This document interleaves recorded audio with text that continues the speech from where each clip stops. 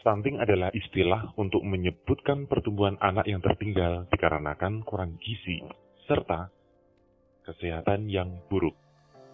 Pertumbuhan anak yang tertinggal dalam hal panjang badan atau tinggi badan pada usia mereka yang seharusnya secara umum, atau dengan kata lain, stunting terjadi ketika tinggi badan anak jauh di bawah garis standar tinggi rata-rata untuk seusianya. Stunting merupakan salah satu masalah gizi yang harus diwaspadai, khususnya pada anak-anak.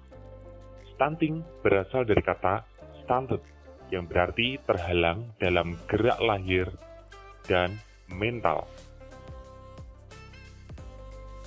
Pada anak, di samping stunting fisik juga terjadi stunting gizi, yakni ketidakoptimalan tingkat asupan gizi. Menurut survei yang dilakukan baru-baru ini pada kesehatan anak dan gizi oleh pemerintah Indonesia, sekitar 28,2% anak usia di bawah 5 tahun mengalami stunting.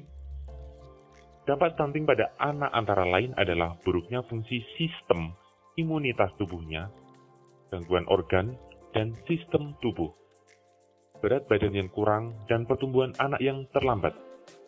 Kondisi ini membuat anak rentan terhadap penyakit dan memiliki pertumbuhan tinggi badan yang kurang optimal. Pada anak-anak, stunting berdampak buruk terhadap kesehatannya dalam jangka panjang.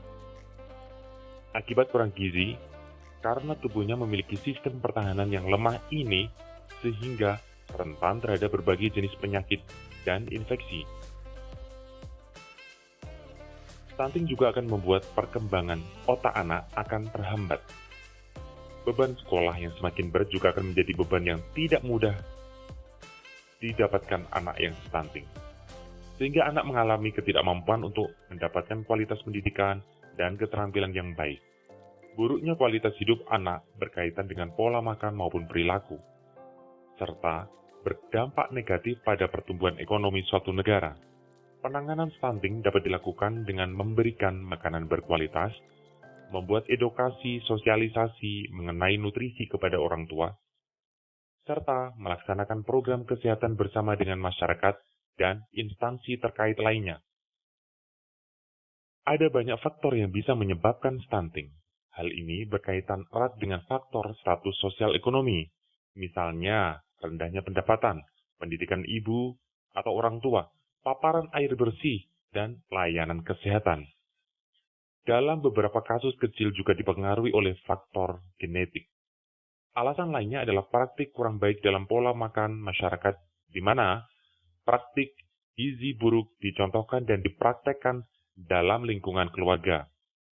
Kurangnya variasi makanan yang lezat, bergizi, serta terjangkau juga dapat menjadi resiko terkena stunting.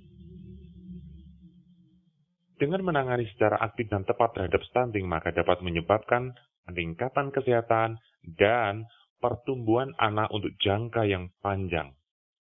Program ini harusnya didukung oleh pengetahuan tentang perilaku dan resep makanan yang berkualitas dan tepat, serta kegiatan untuk meningkatkan pendidikan dan keterampilan ibu sehingga mereka dapat menyediakan asupan gizi yang cukup bagi anak-anak. Hal ini sangat penting untuk menjamin generasi yang sehat dan mampu berkontribusi secara positif pada masyarakat. Mari seluruh komponen masyarakat untuk bersama-sama mensukseskan program pemerintah untuk menekan angka stunting.